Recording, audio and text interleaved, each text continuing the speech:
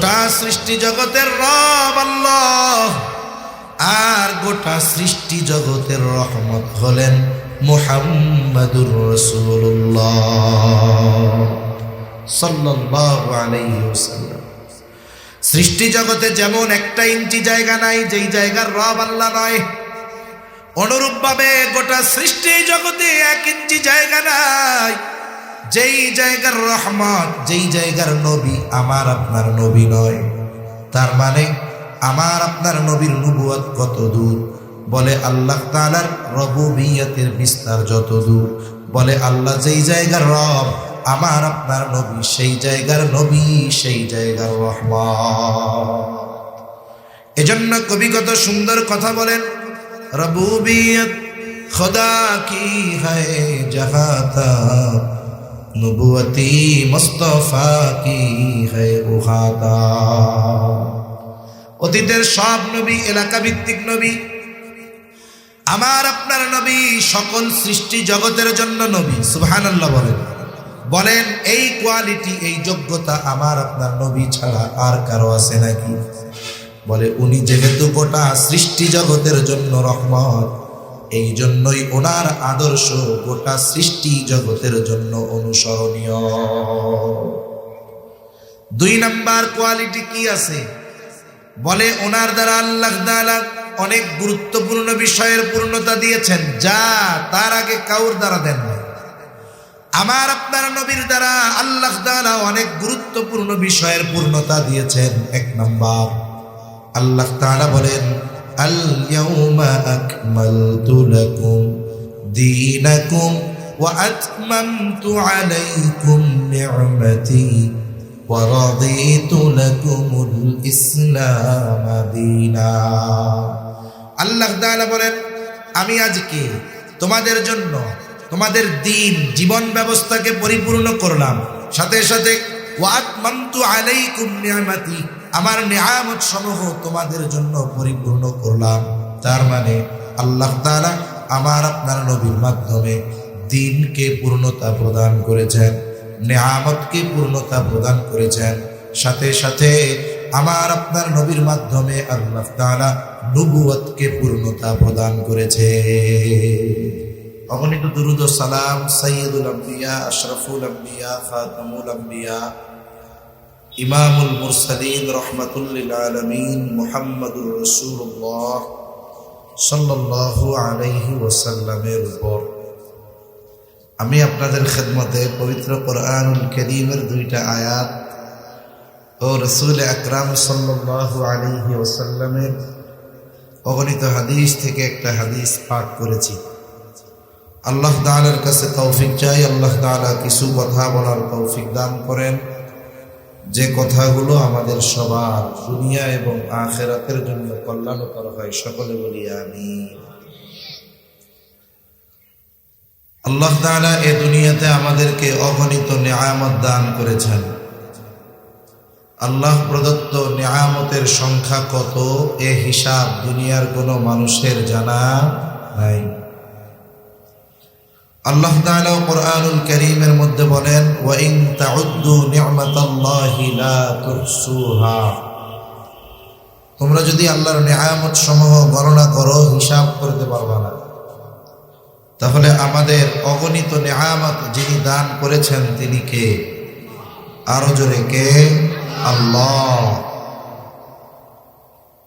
আল্লাহ প্রদত্ত দামি দামি নিয়ামত গুলোর মধ্যে অন্যতম এক দামি নিয়ামত যে তিনি আমাদেরকে আখেরি জামানার পয়গম্বর মুহাম্মাদুর রাসূলুল্লাহ সাল্লাল্লাহু আলাইহি ওয়াসাল্লামের উম্মত বানিয়েছেন।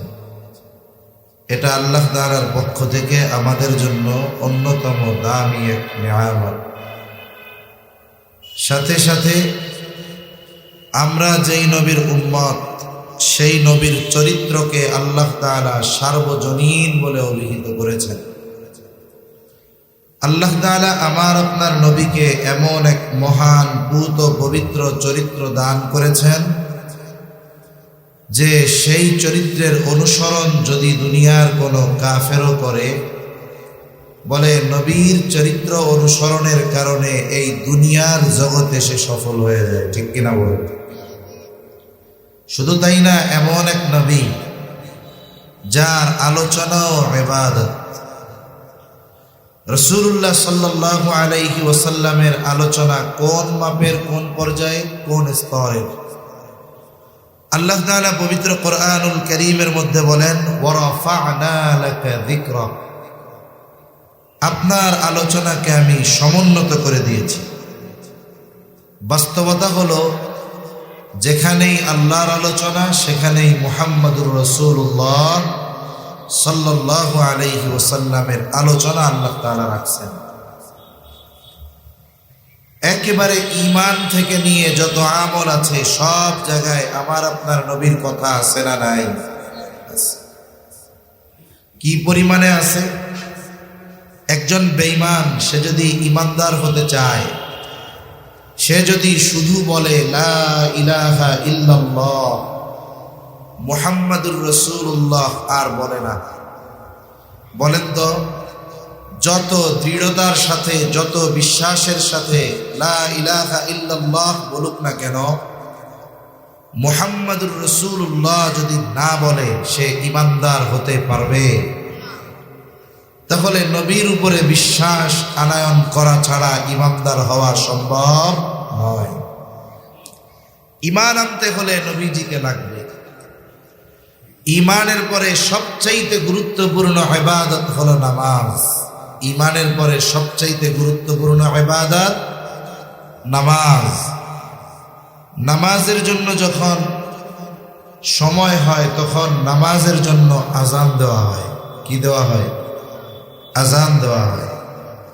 বলেন তো আযানে আল্লাহর নামের সাথে সাথে আমার আপনার নবীজির নাম আছে না নাই? তা আমার আপনার নবীজির আলোচনা পৃথিবীর মধ্যে কতটুকু সময় চলে? বলে পৃথিবীর এমন একটা সময় অতিবাহিত হয় না যেই সময় এই পৃথিবীতে আল্লাহর নামের সাথে সাথে আমার আপনার নবীজির নাম উচ্চারিত হয় না। সুবহানাল্লাহ। যেমন মুসলিম ভূখণ্ডের মধ্যে সর্বপ্রথম ফজরের ওয়াক্ত হয় ইন্দোনেশিয়াতে। ফজরের আজান শুরু হলো ইন্দোনেশিয়ায়, এবার আজান চলতে থাকে। একাধারে এই আজান মুসলিম বিশ্বে চলে 9 ঘন্টার উপরে। শুরু হয় ইন্দোনেশিয়ায়, চলতে চলতে শেষ হয় গিয়ে মৌরিতানিয়া। এর মধ্যে একটানা আজান চলে 9 ঘন্টা। আমাদের এই বাংলাদেশের ভূখণ্ডে যে কোনো ওয়াক্ত, মনে করেন মাগরিবের ওয়াক্ত, এটা মাগরিবের আজান বলে এটা কমপক্ষে 18 মিনিট চলে। কেমনে? আমাদের দেশের একেবারে দক্ষিণ পূর্ব কর্নারে যেই এলাকা টেকনাফ বা সেন্ট মার্টিন দ্বীপ, একেবারে টেকনাফ 0 পয়েন্ট থেকে একেবারে উত্তর পশ্চিম কর্নারে যেই জায়গা, এটার নাম হলো তেতুলিয়া 0 পয়েন্ট। এই দুই জায়গার মধ্যে সময়ের ব্যবধান 18 মিনিট। এইখান থেকে ওইখানের সময়ের ব্যবধান 18 মিনিট। বলে এখানে যখন মাগরিব শুরু হয় তার 18 মিনিট পরে গিয়ে ওই জায়গায় মাগরিব শুরু হয়। এভাবে আমাদের দেশের মধ্যে আস্তে আস্তে টেকনাফ থেকে নিয়ে তেতুলিয়া পর্যন্ত একটা ওয়াক্তের আজান এটা কমপক্ষে 18 মিনিট চলে। সুবহানাল্লাহ। এভাবে চলতে থাকে। ফজরের ওয়াক্ত শেষ, অন্যান্য জায়গায় ফজরের আজান চলে, ইন্দোনেশিয়ায় আবার জোহরের আজান শুরু হয়ে যায়। এভাবে একের পর এক চলতেই থাকে, চলতেই থাকে, চলতেই থাকে। এই পৃথিবীর মধ্যে একটা মুহূর্ত আল্লাহর নামের সাথে সাথে আমার আপনার নবীর নাম উচ্চারিত হয় না।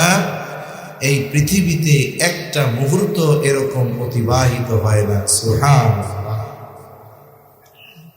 আজানের পরে নামাজের জন্য যখন আমরা অপেক্ষা করি, ইমাম সাহেব যখন নামাজের সময় হয়, মুয়াজ্জিন তখন ইকামত দেয়।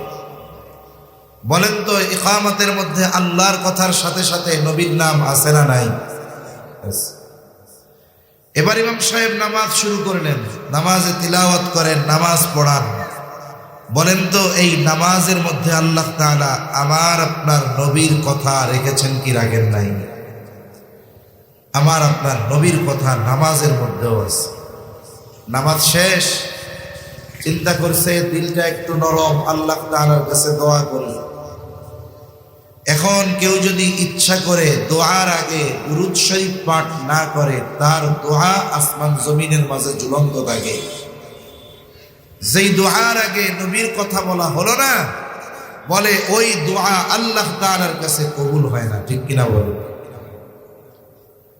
এজন্য জীবনের প্রতিটা ক্ষেত্রে আল্লাহ তাআলা আমার আপনার নবীর নাম, নবীর কথা উচ্চারণ করা এই উম্মতের জন্য আবশ্যকীয় করে দিয়েছেন।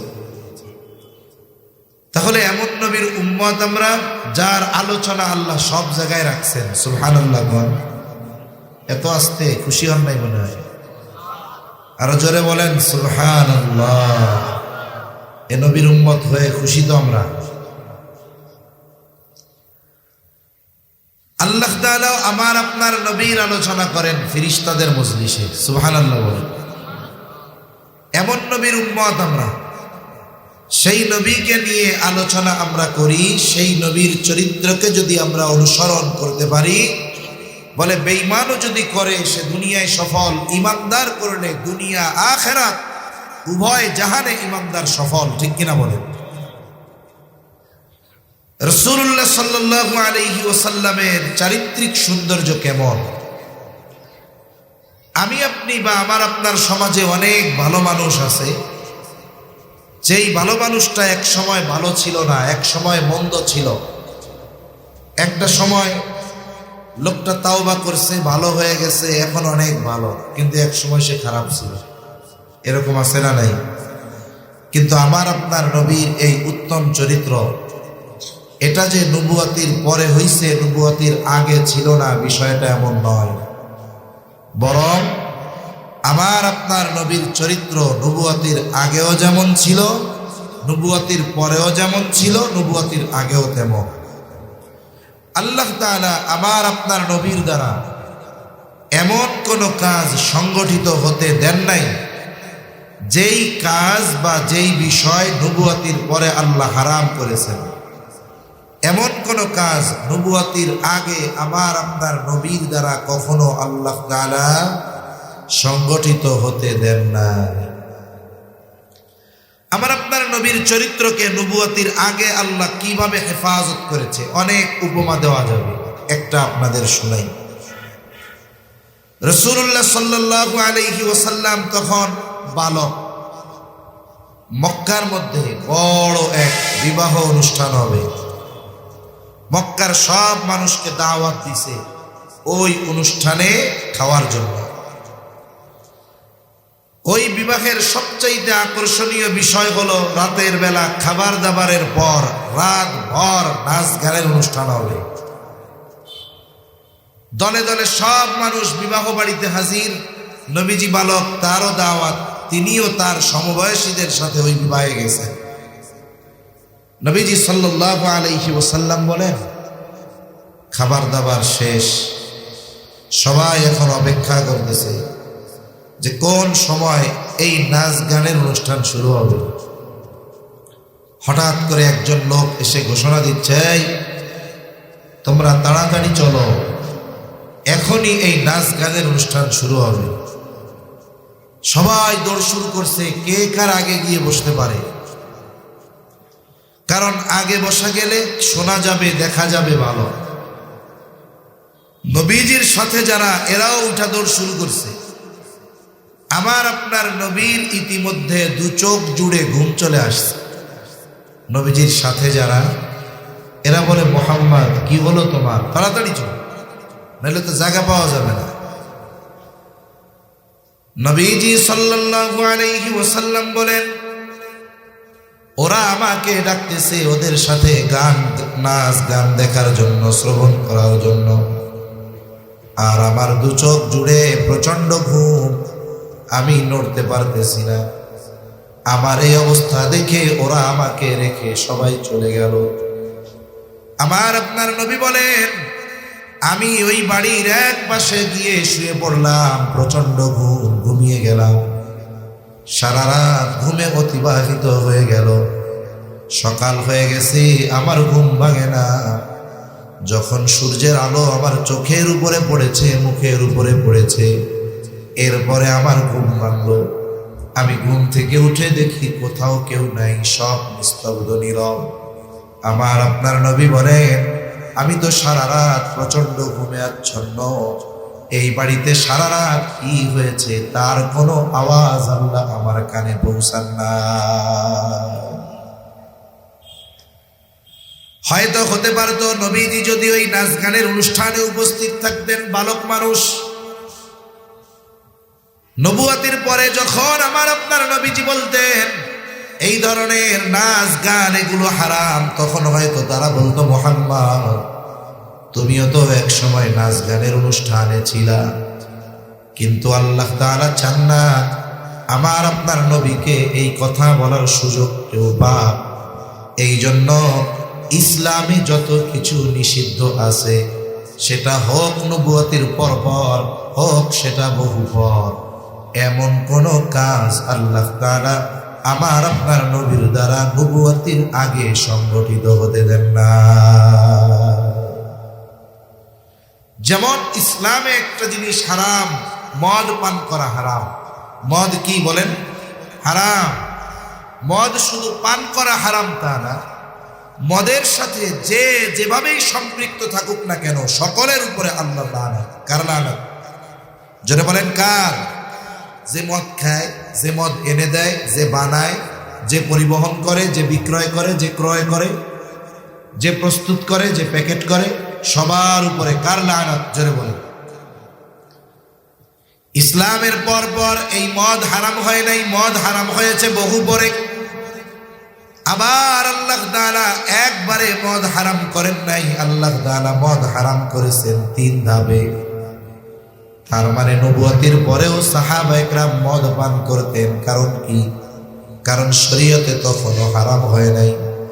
কিন্তু আমার আপনার নবী নবুয়তের পরে মদ পান, এটা তো বহুদূর। আমার আপনার নবী নবুয়তের আগে কখনো মদ পান করেছেন, এই কথা নবীজির দুশমনেরাও বলতে পারবে না। কারণ আমার আপনার নবী নবুয়তের আগে কোনদিন মদ পান্ত বহুদূর, মদের মজলিসেও নবী বসেছেন। সুবহানাল্লাহ। কেমন পুত পবিত্র এক চরিত্র আল্লাহ তাআলা আমার আপনার নবীকে দান করেছেন। আমার আপনার নবীকে বারবার হত্যার অপচেষ্টা করেছে। আমার আপনার নবী নামাজে সাজদায় উটের নাড়ি বুড়িয়ে এনে নবীজির উপরে চাপায়া দিয়েছে, যাতে করে নবীজি মারা যায়। নবীজিকে পেছন দিক দিয়া কাপড় গলার সাথে পেঁচায়া ধরছে, যাতে শ্বাসরুদ্ধ হয়ে মারা যায়। নবীজিকে হত্যা করার জন্য মক্কার সব গোত্র থেকে এক একজন প্রতিনিধি নিযুক্ত করে দেওয়া হয়েছে।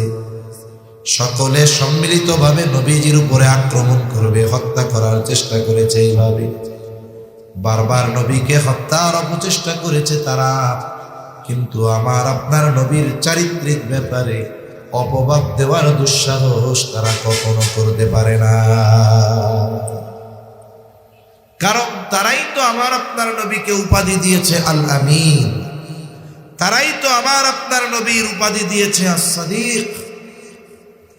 কাফেররা আমার আপনার নবীর থেকে মানুষদেরকে দূরে সরানোর জন্য নবীজির ব্যাপারে 4টি শব্দ বেশি ব্যবহার করত। নবুয়তের পরে আমার আপনার নবী গোপনে 3 বছর দাওয়াত দিয়েছেন। কয় বছর? জোরে কম। 3 বছর পর আল্লাহ তাআলা আদেশ দিলেন, ও পয়গম্বর, এখন আর গোপনে দাওয়াত হবে না, এখন প্রকাশ্যে দাওয়াত দেওয়া লাগবে। আল্লাহ তাআলার নির্দেশ, এখন আপনি আপনার প্রতিবেশী, পাড়া প্রতিবেশী, বন্ধু বান্ধব, আত্মীয় স্বজন, আশেপাশের যত মানুষ আছে সবাইকে সতর্ক করেন। ওয়া আনযির আশীরাতাকাল আকরাবিন। আল্লাহ তাআলার নির্দেশ হয়ে গেল, নবী আমার চিন্তা করলেন একসাথে সবার কাছে দাওয়াত কেমনে পৌঁছানো যায়। এখন তো আধুনিক জামানা, স্মার্ট জামানা।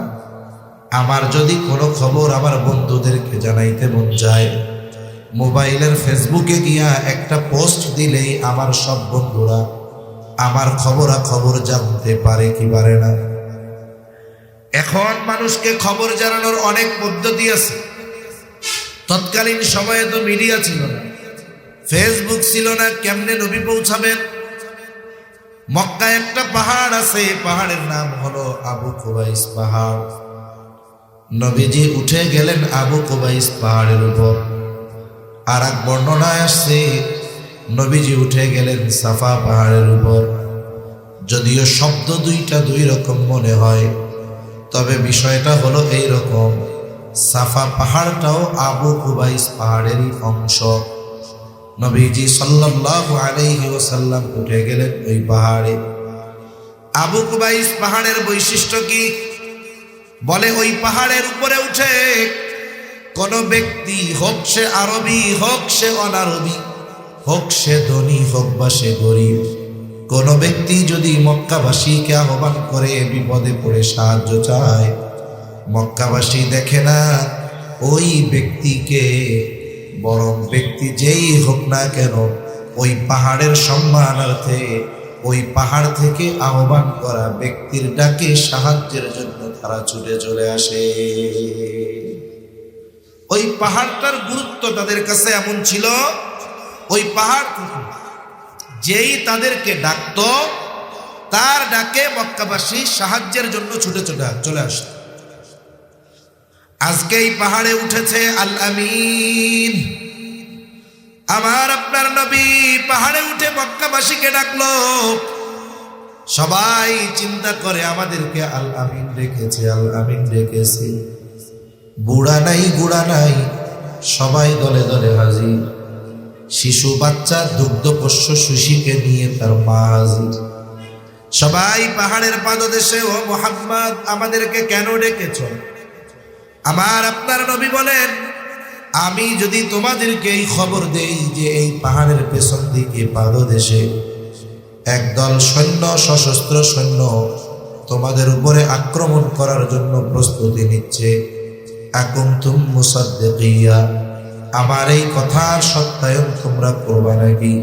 তার মানে আমার এই কথা তোমরা বিশ্বাস করবা নাকি? নবীজি মক্কাবাসীর কাছে প্রশ্ন ছুড়ে দিলেন। উপস্থিত সকলে সমস্বরে বলে, মুহাম্মদ কেন নয়, অবশ্যই তোমার কথা বিশ্বাস করব, কারণ ইতিপূর্বে আমরা তোমাকে কখনো মিথ্যাবাদী পাই নাই, বরং আমরা তোমাকে সব সময় সত্যবাদী পেয়েছি।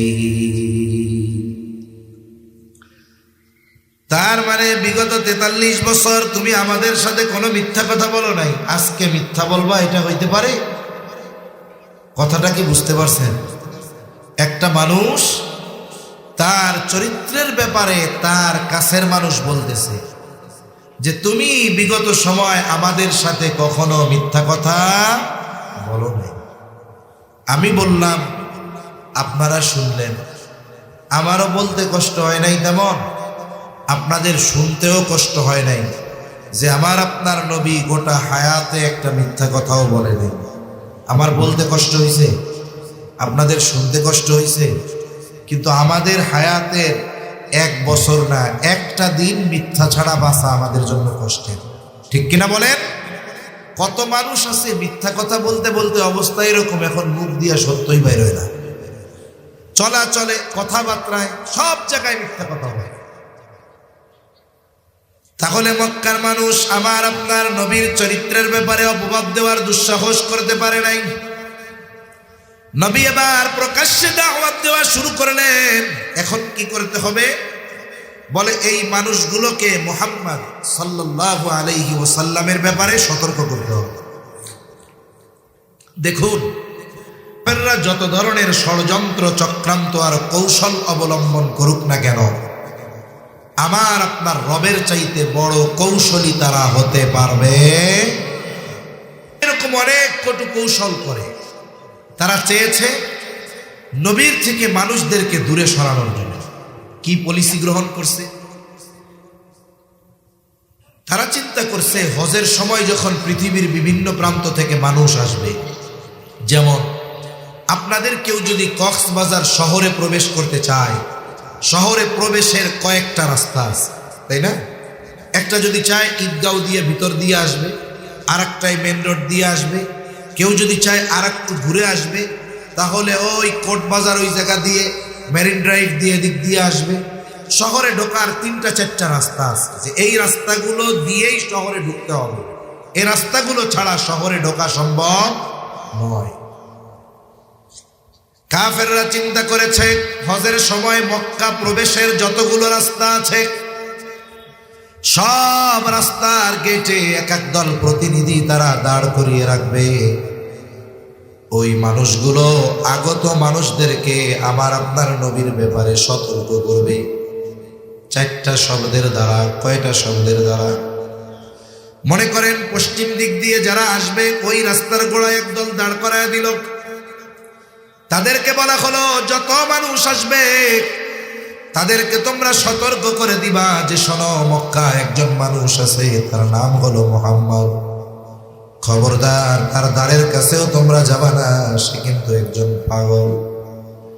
উত্তর দিক দিয়ে যেই প্রবেশদ্বার দাঁড় করায় দিছে আর একদল, যারা এই উত্তর দিক দিয়ে রাস্তা দিয়ে মক্কায় ঢুকে তাদেরকে ঘোষণা করে জানায় দেওয়া হয়, শোনো মক্কায় একজন লোক আছে, তার নাম হলো মুহাম্মদ, সে কিন্তু একজন গণক, তোমরা কেউ তার দ্বারের কাছেও যাবে না। পূর্ব দিকের রাস্তা দিয়ে যারা মক্কায় ঢুকবে ওই রাস্তার মাথায় একদল দাঁড় করায় দেওয়া হলো, ওই রাস্তায় যারাই আসে তারা শুধু বলে শোনো মক্কায় একজন লোক আছে, সে তার নাম হলো মুহাম্মদ, খবরদার সে কিন্তু একজন কবি, তার দ্বারের কাছেও যাবা না, তার কথাও শুনবা না।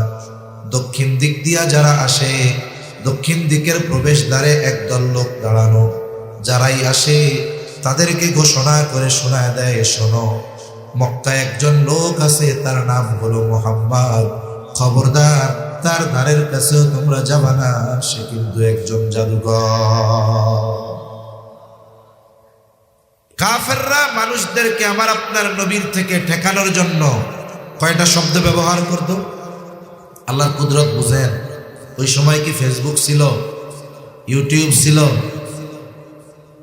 টেলিভিশন ছিল? কিছুই ছিল না। আমার আপনার নবীকে চিনত কারা? বলে শুধু মক্কার মধ্যে ছিল যারা, তারা। আর কেউ আমার আপনার নবীরে চিনে না, নামও জানে না, মুহাম্মদ কে তাও জানে না।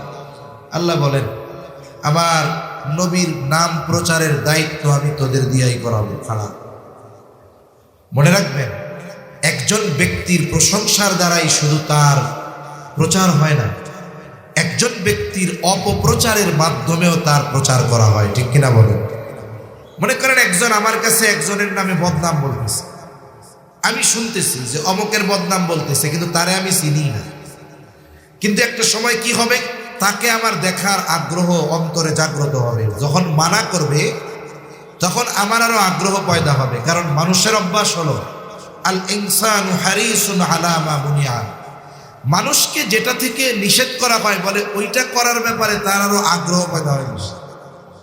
এখন দেখা গেল ওই ব্যক্তির বদনামই আপনি আমার কাছে করছেন, কিন্তু আমি যখন তার কাছে গিয়ে দেখব আপনি তার ব্যাপারে যা বলছেন এটা পুরা মিথ্যা কথা, তখন দুইটা জিনিস হবে। একটা কি হবে, আমি তখন বুঝবো যে এই লোকটা মাজলুম রে। দ্বিতীয়ত তার ভালো আচরণ আমাকে তার প্রতি বেশি আকৃষ্ট করবে, একটা তার ভালো আচরণের কারণে, আর একটা তার ব্যাপারে অপবাদ দিয়ে তাকে মাজলুম বানানোর কারণে, ঠিক কিনা বলে?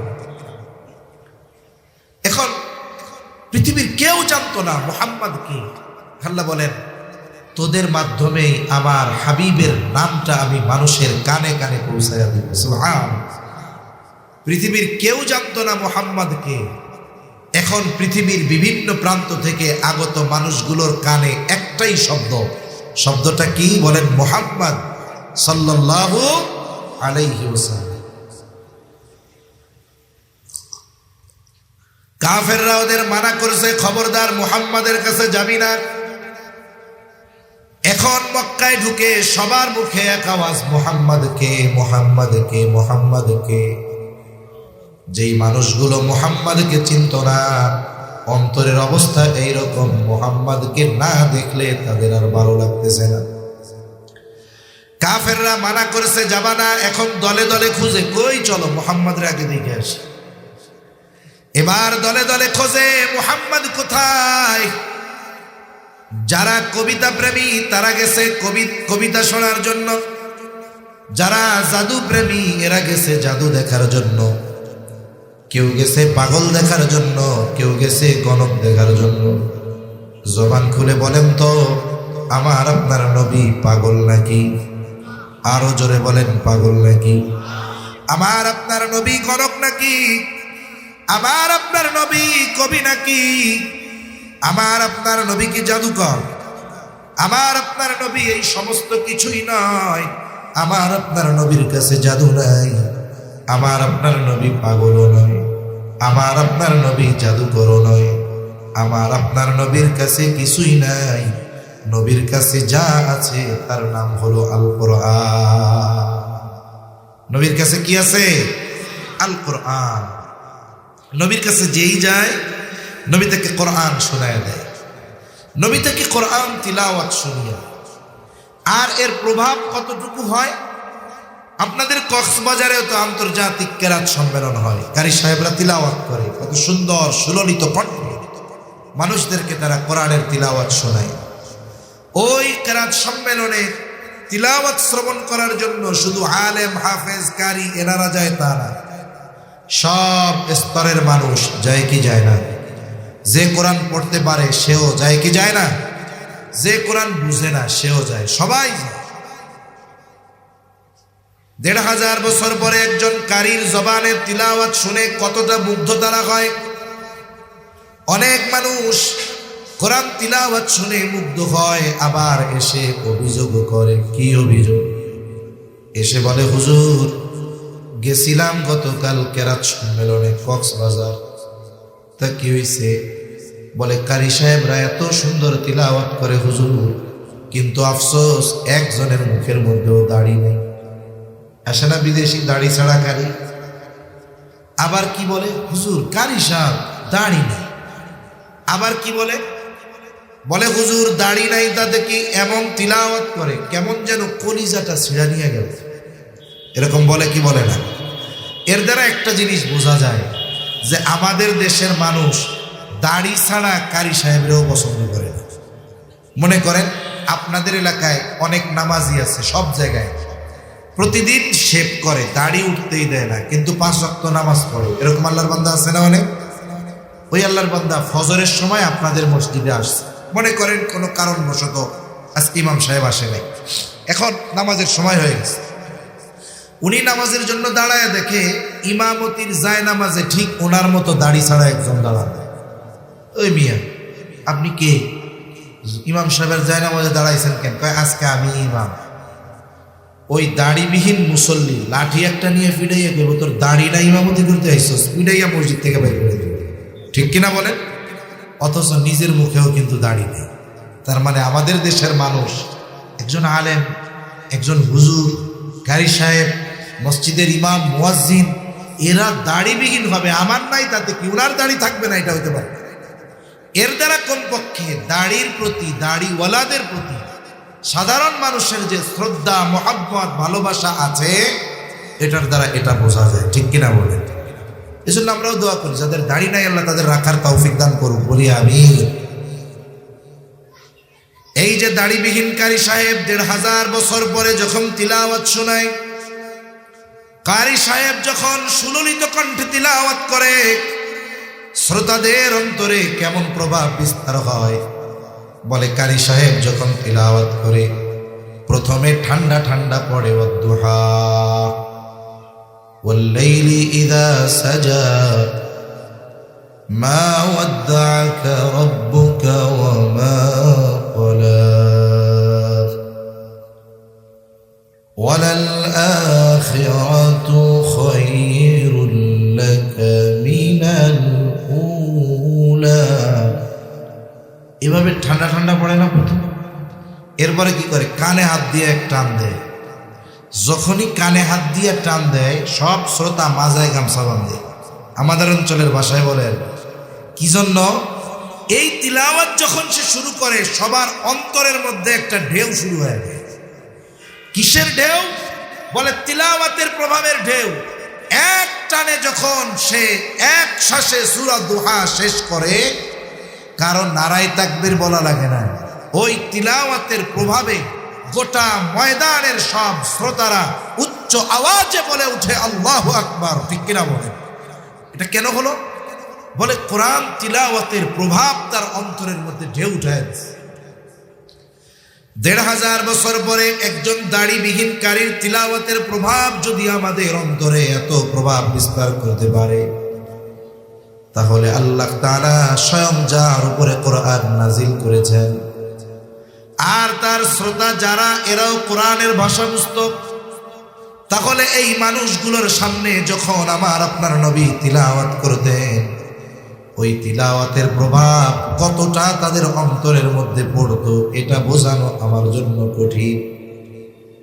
একটু চিন্তা করে দেখেন, নবী শোনায় দিতেন কোরআন, আর জাদু দেখতে আসা, কবিতা শুনতে আসা মানুষগুলো নবীজির জবানে কোরআনের তিলাওয়াত শুনে অনেকে অন্তরে ঈমানের নূর প্রজ্বলিত করে বাড়িতে ফিরত।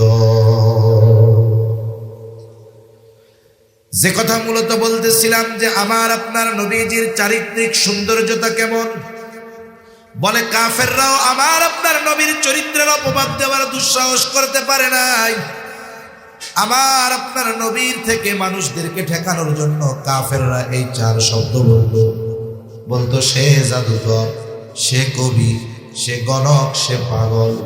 কিন্তু আমার আপনার নবী তো এগুলোর কোনো কিছুই নয়, বরং আমার আপনার নবীকে আল্লাহ তাআলা এমন এক চরিত্র দান করেছেন, সেই চরিত্রের ব্যাপারে আল্লাহ তাআলা বলেন ওয়া ইন্নাকা লাআলা খুলুকিন আযীম, আপনি মহান চরিত্রে অধিষ্ঠিত। এই সার্টিফিকেট আমার আপনার নবীকে দিয়েছেন কে? আরো জোরে বলেন কে? আল্লাহ তাআলা। এজন্য নবীর চরিত্র নবুয়তির আগেও যেমন পরেও তেমন, তবে একটু তফাৎটা কি এটা বলে আমি কয়েকটা কথা বলে আলোচনা শেষ করব ইনশাআল্লাহ। নবীর নবুয়তির আগের চরিত্র আর পরের চরিত্রের মধ্যে তফাৎ কেমন? বলে আপনাদের মধ্যে কেউ যদি সৌদি আরব থেকে একটা স্বর্ণের বার আনে, স্বর্ণের টুকরা আনে অথবা বিস্কিট আনে, 10 বছর আগে ওইটা ঘরের মধ্যে রেখে দিয়েছে, কিছুই বানায় না, এমনি রাইখা দিচ্ছে। বলেন তো 10 বছর পরে ওই স্বর্ণের টুকরা বা বার বা বিস্কিট যখন আপনি কিনেছিলেন, ওইটার যেই উজ্জ্বলতা ছিল 10 বছর ঘরের মধ্যে ফালায় রাখলে 10 বছর পরে এটার উজ্জ্বলতা থাকবে না, এটার উপরে ময়লা জমবে, দেখতে মনে হবে তামার টুকরা, পিতলের টুকরা। উজ্জ্বলতা থাক আর না থাক, বলেন তো স্বর্ণের দাম কি কমে যাবে নাকি? দাম কমবে না। উজ্জ্বলতা নাই তবে দাম কম নয়। আপনি যখন স্বর্ণকারের কাছে নিয়ে ওইটাকে অ্যাসিড পানির মধ্যে একটু চুবড়ি দিবে, মশা দিবে, আবার চকচক করবে, ঠিক কিনা বলেন? আমার আপনার নবীর চরিত্র কেমন যেন নবুয়তির আগেও স্বর্ণ, পরেও স্বর্ণ। বলে নবুয়তির আগে স্বর্ণ, তবে উজ্জ্বলতা কম। আল্লাহ তাআলা নবুয়তির পানির দ্বারা যখন আমার আপনার নবীর চরিত্রকে ধৌত করে দিয়েছে, এবার উজ্জ্বলতা বেড়ে গেল। ফলাফল কি? বলে নবুয়তির আগে আমার আপনার নবীর উত্তম চরিত্রে মুগ্ধ ছিল মক্কাবাসী, আর নবুয়তির পর আমার আপনার নবীর চরিত্রে মুগ্ধ হয়ে গেল গোটা বিশ্ববাসী। আমরা সেই নবীর উম্মত, খুশি না বেজার? জোরে বলেন খুশি না বেজার? তার চরিত্র অনুসরণ আল্লাহ তাআলা সার্বজনীন করে দিয়েছেন। কেন সার্বজনীন আমার আপনার নবীর চরিত্র অনুসরণ করা? কেন নবীর চরিত্র সার্বজনীন? বলে যার মধ্যে কিছু গুণাবলী পাওয়া যায় তার চরিত্রই হতে পারে সকলের জন্য অনুসরণীয়। যার চরিত্র সকলের জন্য অনুসরণীয়, বলে তার এমন কিছু গুণ থাকে যেগুলো অন্য কারো মধ্যে থাকে না। আল্লাহ তাআলা আমার আপনার নবীকে এমন কিছু গুণ দিয়েছেন যেগুলো গোটা সৃষ্টি জগতে আর কাউকে দেন নাই। সুবহানাল্লাহ বলে। এই কয়েকটা গুণ আমরা আলোচনা করি, এরপরে অল্প সময়ের মধ্যে আমি শেষ করে দেব ইনশাআল্লাহ। আজকের প্রধান বক্তা যিনি আমাদের সকলের পরিচিত শ্রদ্ধাভাজন মুনাজির মিল্লাত আল্লামা আজিজুল হক আল মাদানী হাফিজাহুল্লাহ, সুযোগ্য বড় সন্তান মাওলানা মুফতি মাহমুদ বিন মাদানী। আলহামদুলিল্লাহ, বাপ কা বেটা, ঠিক কিনা বলেন? সেই রকম মানুষ, দেখতে ছোট মনে হলেও আল্লাহ তাআলা দিলটা বড় বানায় দিয়েছে।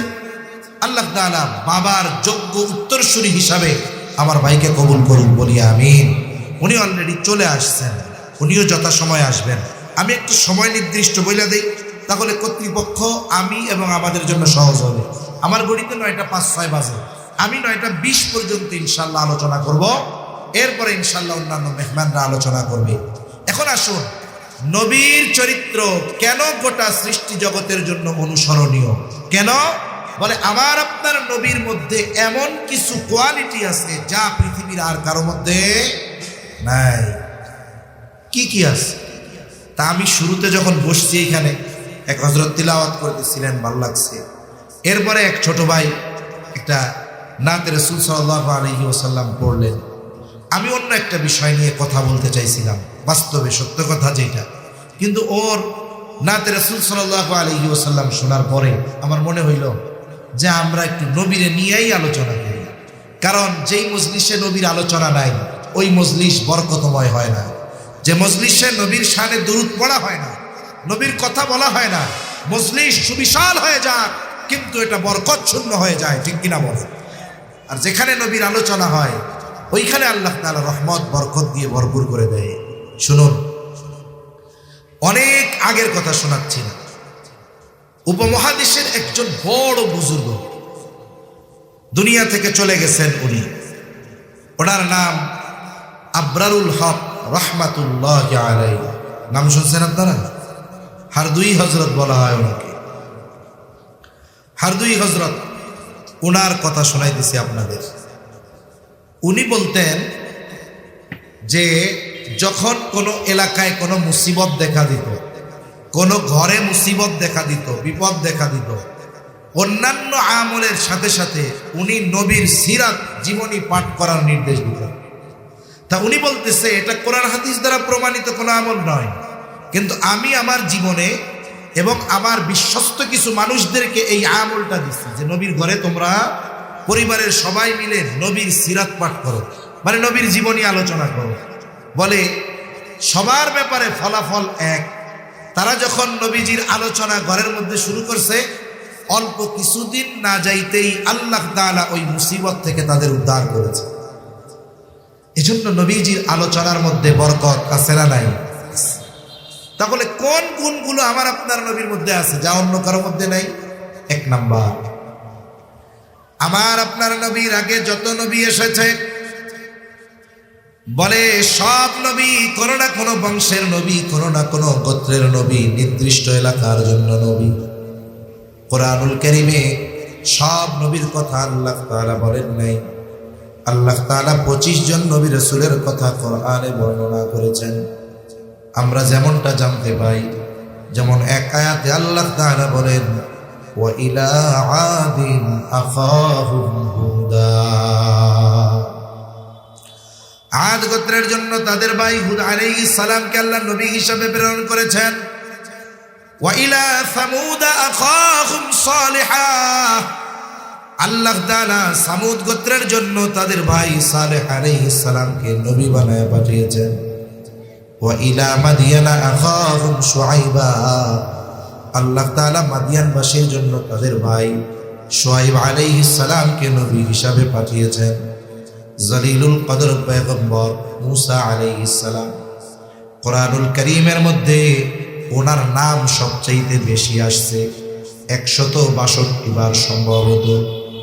কত বড় জলিলুল কদর পয়গম্বর, আল্লাহ তাআলার সাথে বারবার সরাসরি যিনি কথা বলতেন, উনিও কিন্তু শুধুমাত্র কত বড় নবী ঈসা আলাইহিস সালাম, আল্লাহ তাআলা যাকে পিতাবিহীন দুনিয়ায় পাঠিয়েছেন। শুধু তাই না, দোলনার শিশু ঈসা আলাইহিস সালামের জবান দিয়ে আল্লাহ কথা বের করেছেন।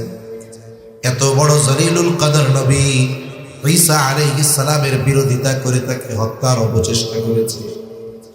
কত বড় জলিলুল কদর পয়গম্বর আদম আলাইহিস সালাম, বলে উনি মানব কুলের পিতা, ঠিক, তবে মানব কুলের নবী না।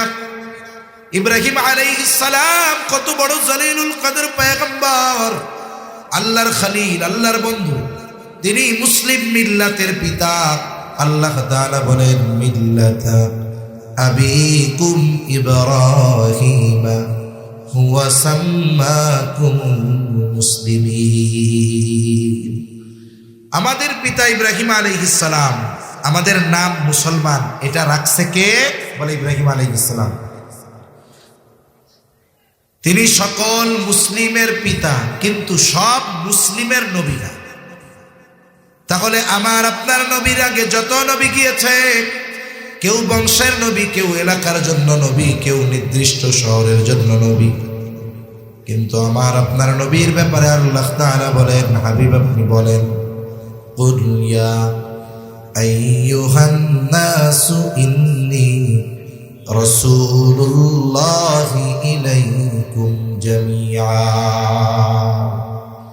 আল্লাহ তাআলা বলেন, আপনি বলেন, ইন্নী রাসূলুল্লাহি ইলাইকুম জামিআ, আমি তোমাদের সকলের কাছে আল্লাহর পক্ষ থেকে প্রেরিত রাসূল।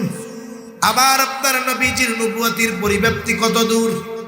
বলে পবিত্র কোরআনুল কারীমের সর্বাধিক পঠিত সূরার নাম হলো সূরা ফাতিহা। এই সূরার শুরুতেই আল্লাহ তাআলা বলেন আলহামদুলিল্লাহি রাব্বিল আলামিন। আল্লাহ তাআলা বলেন সকল প্রশংসা আল্লাহর জন্য। কে আল্লাহ? বলে যিনি জগৎ সমূহের রব। তার মানে আল্লাহ তাআলা জানিয়ে দিলেন তিনি শুধুমাত্র এই পৃথিবী নামক একটা জগতের রব নয়, বরং আরো অগণিত জগতের রব যিনি, তিনি কে? প্রথম আসমানের নিচে কত জগৎ আছে এর হিসাব আসেনি? অগণিত জগৎ আছে। সব জগতের রব কে বলেন তো? সৃষ্টি জগতে, গোটা সৃষ্টি জগতে 2-1 ইঞ্চি জায়গা আছে যেই জায়গার রব আল্লাহ নয়? আসেনি? নাই।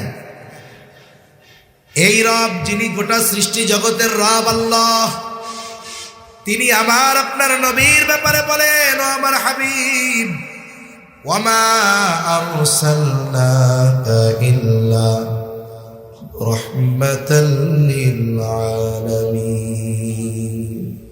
আল্লাহ তাআলা বলেন আপনাকে আমি জগৎ সমূহের জন্য রহমত হিসাবে প্রেরণ করেছি। এবার একটু বুঝে থাকলে, যদি জবান সুস্থ থাকে কইলা জবাব দিবেন। বলেন গোটা সৃষ্টি জগতের রব কে? আরো জোরে বলেন কে? গোটা সৃষ্টি জগতের রব আল্লাহ, আর গোটা সৃষ্টি জগতের রহমত হলেন মুহাম্মাদুর রাসূলুল্লাহ সাল্লাল্লাহু আলাইহি ওয়াসাল্লাম। সৃষ্টি জগতে যেমন 1 ইঞ্চি জায়গা নাই যেই জায়গার রব আল্লাহ নয়, অনুরূপভাবে গোটা সৃষ্টি জগতে 1 ইঞ্চি জায়গা নাই যেই জায়গার রহমত, যেই জায়গার নবী আমার আপনার নবী নয়। তার মানে আমার আপনার নবীর নবুয়ত কত দূর?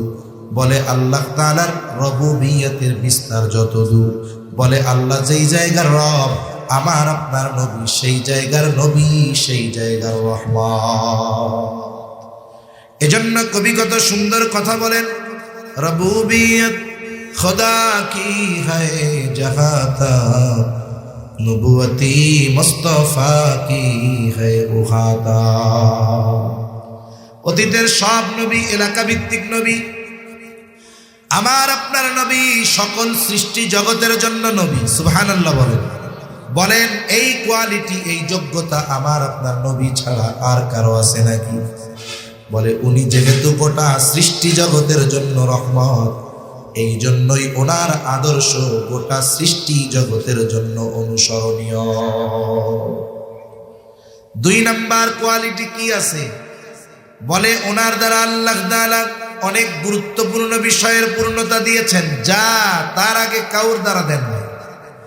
আমার আপনার নবীর দ্বারা আল্লাহ তাআলা অনেক গুরুত্বপূর্ণ বিষয়ের পূর্ণতা দিয়েছেন। এক নাম্বার, আল্লাহ তাআলা বলেন, আল ইয়াউমা আকমালতু লাকুম দীনাকুম ওয়া আতমামতু আলাইকুম নি'মাতি ওয়া রাদিতু লাকুমুল ইসলাম দীনা। আল্লাহ তাআলা বলেন, আমি আজকে তোমাদের জন্য তোমাদের দিন জীবন ব্যবস্থাকে পরিপূর্ণ করলাম, সাথে সাথে ওয়া আতমামতু আলাইকুম নি'মাতি, আমার নিয়ামত সমূহ তোমাদের জন্য পরিপূর্ণ করলাম। তার মানে আল্লাহ তাআলা আমার আপনার নবীর মাধ্যমে দিনকে পূর্ণতা প্রদান করেছেন, নিয়ামতকে পূর্ণতা প্রদান করেছেন, সাথে সাথে আমার আপনার নবীর মাধ্যমে আল্লাহ তাআলা নবুয়তকে পূর্ণতা প্রদান করেছে। আমার আপনার নবীর দ্বারা আল্লাহ তাআলা নবুয়তকে পূর্ণতা প্রদান করিয়েছেন। আল্লাহ তাআলা বলেন, মা কানা মুহাম্মাদুন আবা আহাদিম মির রিজালিকুম ওয়ালাকির রাসূলুল্লাহ ওয়া খাতামান নাবিয়্যিন ওয়া কানা আল্লাহু বিকুল্লি শাইইন আলিমা। আল্লাহ তাআলা বলেন, মুহাম্মদ সাল্লাল্লাহু আলাইহি ওয়াসাল্লাম কোন পুরুষের পিতা নয়, তিনি হলেন আল্লাহর প্রেরিত রাসূল, ওয়া খাতামান নাবিয়্যিন, এবং তিনি হলেন শেষ নবী। আমার আপনার নবীর পরে আর কোন নবী আছে নাকি? জোরে বল। আমার আপনার নবীর পরে আর কোন নবীর নতুন করে আগমন ঘটবে না। ঈসা আলাইহিস সালাম আসবেন, তবে ওনার আগমন হয়ে গেছে আগে, পরে আবার আসতেছেন। এর দ্বারা নতুন কোন নবী আগমন বোঝানো হয় না। যাক, উদাহরণ দিতে গেলে লম্বা সময় যাবে। আমার আপনার নবীও বলেন, আনা খাতামুন নবীন লা নাবিয়্যা বা'দি, আমি শেষ নবী, আমার পরে আর কোনো নবী নেই। আমি শেষ নবী, আমার পরেও নবী আছে। আমরা তাদেরকে কাদিয়ানী পরিচয়ে জানি, ঠিক কিনা বলো? কিন্তু ওরা নিজেদের পরিচয় গোপন করে সমাজে মুসলিম পরিচয়ে বসবাস করে। মনে রাখতে হবে, কেউ যদি এই বিশ্বাস করে নবীর পরে নবী আছে, কোরআনের আয়াত অস্বীকার করা হবে। বলে একটা মানুষ বেঈমান হওয়ার জন্য গোটা কোরআন অস্বীকার করা লাগবে না, কোরআনের একটা সূরা অস্বীকার করা লাগবে না, একটা আয়াত অস্বীকার করা লাগবে না, একটা শব্দ অস্বীকার করা লাগবে না, কোরআনের একটা অক্ষর নয় বরং নুক্তাও যদি কেউ অস্বীকার করে, বেঈমান হওয়ার জন্য এটাই যথেষ্ট। তাহলে আমার আপনার নবীর দ্বারা আল্লাহ তাআলা শরীয়ত, নিয়ামত, নবুয়ত। 4 নম্বর, আমার আপনার নবীর দ্বারা আল্লাহ তাআলা উত্তম আখলাকের পূর্ণতা প্রদান করেছেন। আল্লাহ তাআলা সার্টিফিকেট দেয়, ওয়া ইন্নাকা লাআলা খুলুকিন আযীম, বলে আপনি মহান চরিত্রে অধিষ্ঠিত।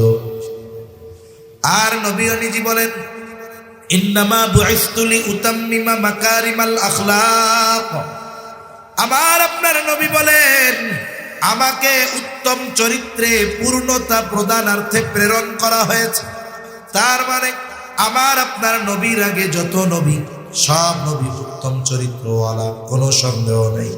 কিন্তু আমার আপনার নবী শুধু উত্তম চরিত্রওয়ালা নবী নয়, বরং আমার আপনার নবী হলেন উত্তম চরিত্রে পূর্ণতা প্রদান করনেওয়ালা নবী। তার